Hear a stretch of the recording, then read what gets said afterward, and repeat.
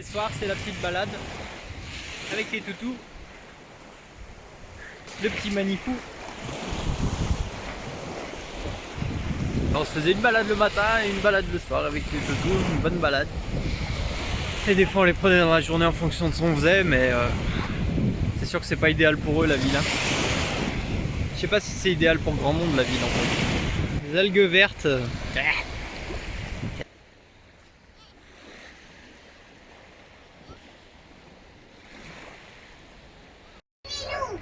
Quand tu laisses ta maison à deux grosses bêtes à poil. Oui, fais pas ta petite tête d'ange. C'est toi qui as foutu le bazar. Oui, on le sait. Et Léa s'il bouge pas de son trou lui. Bon après elle garde à fond elle. Hein. Bon elle garde pas dehors forcément sinon on serait pas fait tirer les vélos. Mais elle garde dedans. Mais du coup elle est un peu dingue. Elle est montée sur la table. Elle nous a cassé la table. Du coup faut réparer la table. C'est ouais. Alors, elle fait bien son boulot, il n'y a pas de problème. Hein. Moi je vous le dis, pourtant c'est un très gentil chien, mais quand elle est dans le camion, si jamais c'est pas nous, je m'approcherai pas du camion. Enfin j'aurais pas envie de rentrer. Mais bon du coup elle saccage un peu tout, elle me fout des poils de partout, du coup au boulot, gros rangement, gros nettoyage, parce que là c'est le bazar.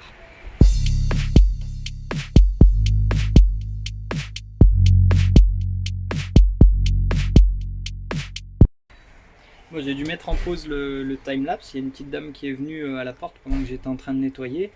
Et bon, elle m'a fait un grand speech en turc, j'ai rien compris, du coup le temps que je lui dise que je parlais pas turc.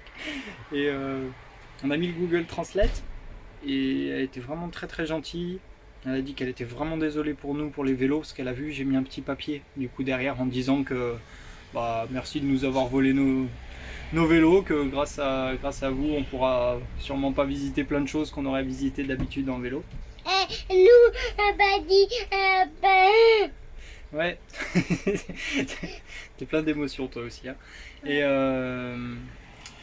Et du coup, voilà, elle a dit qu'elle s'excusait auprès de ces gens, qu'elle avait aucune idée de qui c'est qui l'avait fait, mais que c'était comme ça, mais que si jamais on avait besoin de quoi que ce soit pour mettre en sécurité des affaires chez elle, c'était avec plaisir. Donc c'est vraiment gentil. En fait, c'est une dame qui habite dans la rue où je promène, où on promène les petits un peu tous les jours, et qui nous avait bien vus. De toute façon tout le monde nous voit, nous on voit pas trop parce que voilà, mais quand tu es peut-être les seuls français de la ville, tout le monde te repère, et voilà. Donc elle a dit que ça faisait bien de la peine et qu'elle avait un endroit sûr chez elle pour mettre des affaires si jamais ça craignait, si jamais on avait besoin de quoi que ce soit, qu'elle habitait juste à côté, qu'on pouvait aller taper chez elle, et qu'elle s'excusait au nom du pays qu'on nous avait volé des vélos, que c'est vraiment pas bien, qu'il n'y a pas beaucoup de gens qui sont malhonnêtes, mais qu'il y en a toujours, et voilà. Donc très gentille cette dame, comme d'habitude. Toujours super gentil. Bon allez, on continue notre rangement parce que voilà, on a bien avancé déjà, mais on continue.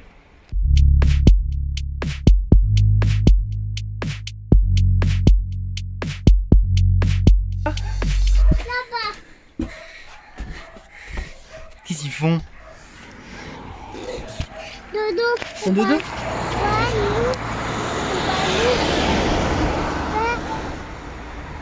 On a des chameaux. Chameaux, waf. Ils sont énormes. Oui. Je sais pas. Ils aiment bien notre camion, non? Ouais. Ils veulent partir avec nous? Ouais. On les emmène? Ouais. Bah non, ils sont trop gros. Ils sont marrants à squatter notre camion.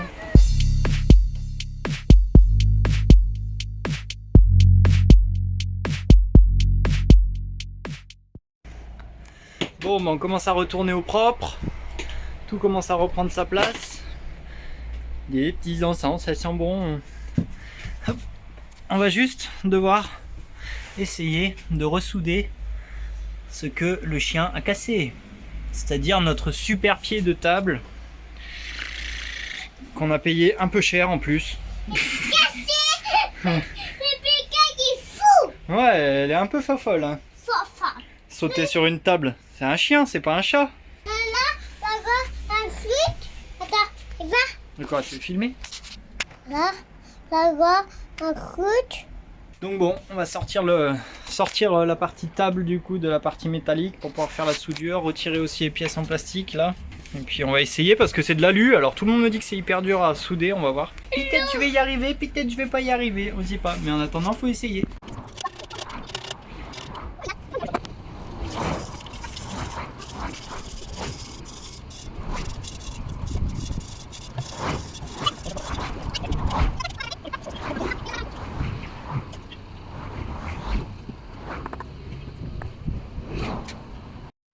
Bon, on m'a souvent dit que c'était super compliqué à souder l'alu, mais franchement, j'ai rien vu de compliqué. Peut-être avec un poste à souder, en vrai, c'est chiant. Le chalumeau, on peut vraiment régler, je trouve. Enfin, de toute façon, on voit super bien ce qu'on fait en fait. Donc, dès que le métal il entre en fusion, on le voit et on peut stopper direct. Il n'y a qu'une soudure qui est pas super jolie. C'est chaud, ouais. Ouais. Il n'y a qu'une soudure qui est pas terrible, c'est celle-là. Je sais pas si on le voit. Mais le gros problème, en fait, c'est que je manque de matière. J'ai pas d'alu d'appoint. Mais sinon les autres, elles ont bien prise. Donc impeccable. Hop. On m'a réparé la table à 250 € en 5 minutes et un petit peu de gaz. Merci chalumeau de l'espace. Tadam. Meilleur outil des ferrailleurs. On a retrouvé nos copains de tout à l'heure.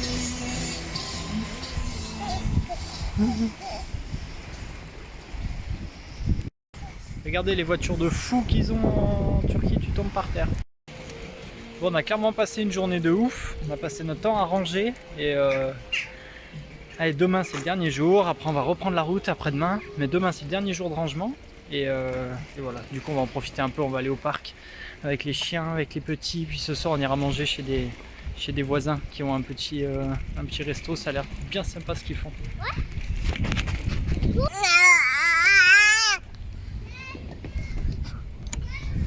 Doucement.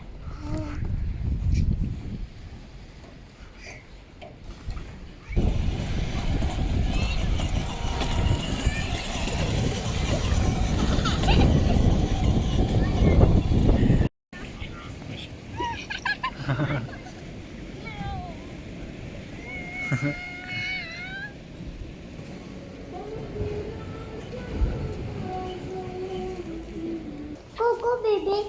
Coucou bébé. Bébé bouge. Bouge. Pas. Bébé pas.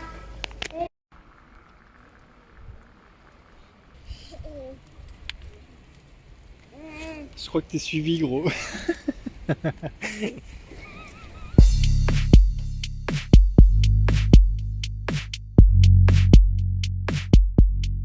J-1 du départ. Attention, on nettoie tout, on range tout, on clean tout. On y est presque, c'est le chantier. Vous connaissez les couches lavables? Nous on connaît que trop bien.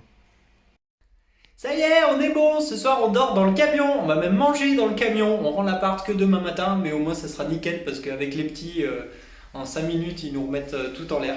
Un chat, une bonne douche encore avant de partir, et puis voilà. Dernier jour ici et on est bien content. Du coup, moi je range l'appart. On a trouvé à occuper Mani avec les couleurs. Valise. Attends, mais les pas. Ouais, il y en a plein. Ça bouge et colle. Donc voilà, il y a pas mal de boulot. Là, il va falloir. On a fini de faire tourner les machines. Il va falloir remettre les lits correctement parce que vu qu'on dort en cododo, on a fait un maxi lit. Et puis comme ça, ça évite que les enfants ils tombent. Donc voilà, il faut remettre tout ça en place. Et c'est du boulot. Puis je pense que je vais aussi laver quelques draps pour essayer que ça fasse moins de travail à la personne qui va le faire.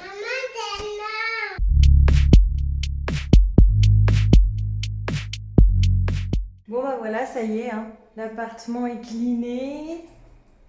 On a rangé, nettoyé. Et puis bah voilà, on est prêt. On va aller finir de ranger le camion et puis on va attendre la petite dame pour aller rendre les clés. Ça y est, 30 jours, enfin 30, 28 ou 29. C'est pas trop tôt.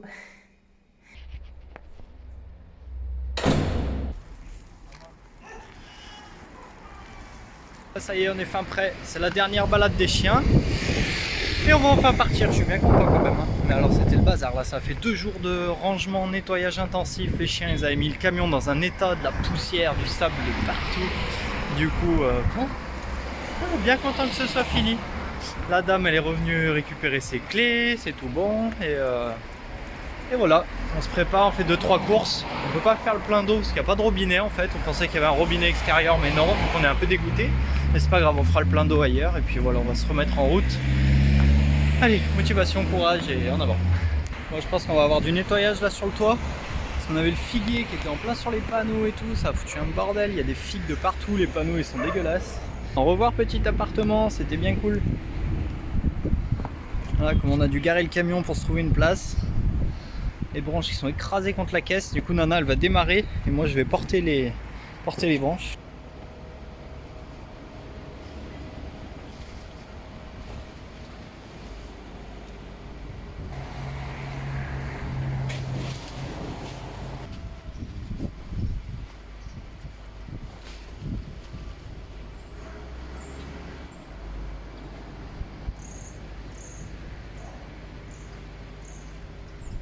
La figue, ça colle, c'est dégueulasse.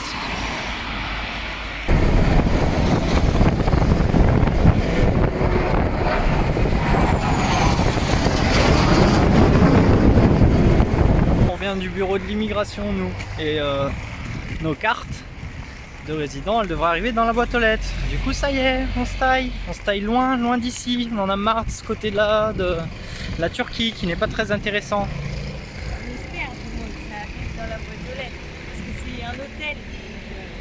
Ils acceptent de poser au directeur.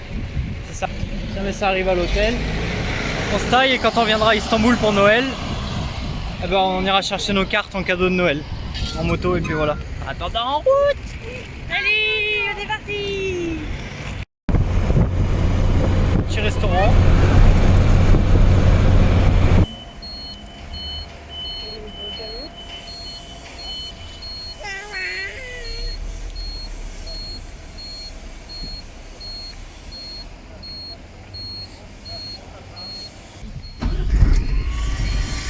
Bon ben voilà, le début de la liberté est déjà fini, on a fait 50 km et l'embrayage nous a lâché et c'est arrivé d'un coup et franchement j'en reviens pas, c'est un truc de dingue. Alors on s'est fait guider par la police jusqu'à un endroit où c'était bon, on y est arrivé à moins de 10 km/h mais on est arrivé sur un endroit où il y a masse de garages et ils vont voir ce qu'ils peuvent faire, si on peut trouver un embrayage ou quoi, mais chantier de fou quoi, alors qu'on vient juste de partir, je suis dégoûté.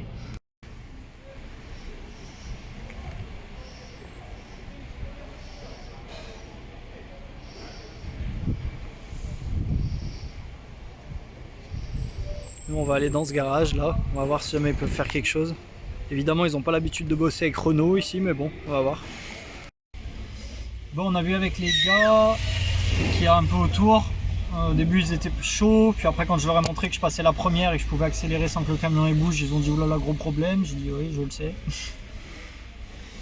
Mais du coup ils ont dit Istanbul. Après Nana elle a rencontré quelqu'un qui parle français ce matin là où on était à l'appartement. Et il voulait un traducteur donc on l'a appelé lui. Et du coup en fait il nous a dit qu'il voulait nous remorquer en fait jusqu'à Istanbul, sauf que là pour le moment il nous annonce 250 € pour remorquer, ce qui est super cher quand même pour ici. Du coup est-ce qu'on essaye d'aller jusqu'à, parce qu'il faudrait sinon revenir, celui qu'on connaît là il est à Tekirdağ donc ça voudrait dire marche arrière, on retourne encore là-bas, j'ai à croire qu'on n'arrivera jamais à sortir de ce trou du cul du monde. Mais qu'il a un copain là-bas, garagiste, et qu'il y aurait moyen qu'il nous fasse des bons prix, qu'il travaille bien et en confiance. Donc on va voir, là il appelle un copain à lui pour voir si jamais il ne peut pas nous remorquer pour moins cher. Et sinon je pense qu'on va essayer d'aller jusqu'à Tekirdağ comme ça, tout doucement en fait, voir si jamais ça marche. Parce que dans tous les cas, qu'on se fasse remorquer ici ou plus loin sur la route, ça sera pareil. Mais en tout cas au téléphone, le gars il m'a dit qu'il avait pas trop confiance en celui avec qui on était là tout de suite. Donc, et moi non plus, pas plus que ça. Donc voilà, on va voir. Bon, on se met en route direction Tekirdağ, mais il y a 70 km. Alors ça se trouve, on va faire 5 km. Ça se trouve, on va en faire 70, je sais pas. On va essayer, on va y aller doucement. On va voir.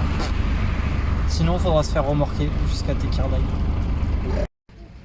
Bon, on a réussi à arriver à Tekirdagh, c'était le gros bordel, mais on a réussi à arriver, on a fait des côtes à moins de 10 km/h, on a bien cru qu'on n'arriverait jamais. Mais on est arrivé, du coup on espère qu'ils vont réussir à trouver une solution et puis on verra.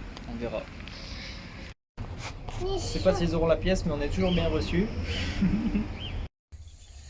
Bon, après avoir bu notre petit thé, il y a le collègue de la personne qu'on connaît qui est arrivé pour nous dire que vu que c'était un peu tard, il regarderait que le lendemain. Du coup, on lui a dit qu'il n'y avait pas de problème, qu'on pouvait passer la nuit là et voir ça demain. Et du coup, on était parti pour faire à manger, faire dormir les petits, parce que ça commençait à être un peu tard. Et le gars du premier garage où on s'est arrêté, là, il avait laissé son matos dans la cabine. Et du coup, j'ai voulu aller lui emmener avant qu'on se mette dans le camion, quoi. Il me dit non, attends, machin. Je dis bon, il veut peut-être encore regarder. C'était 7 heures passées, il faisait nuit noire. Et du coup, il est parti sous le camion, trifouiller, regarder. Il a demandé à son jeune de venir pomper sur la pédale d'embrayage et tout. Puis moi j'avais pas vu en plus ce qu'il faisait parce que j'étais en short blanc, bref. Et du coup il me dit vas-y, monte dedans et réessaye, fais le tour. Du coup je dis à Nana, bon bah attends, on met en stand-by tout ce que t'es en train de faire, on recale tout et on va faire le tour. Et on fait le tour du coup de un peu tous les garages comme ça et ça remarche, mais nickel quoi. Putain j'arrive, je lui dis t'as fait quoi?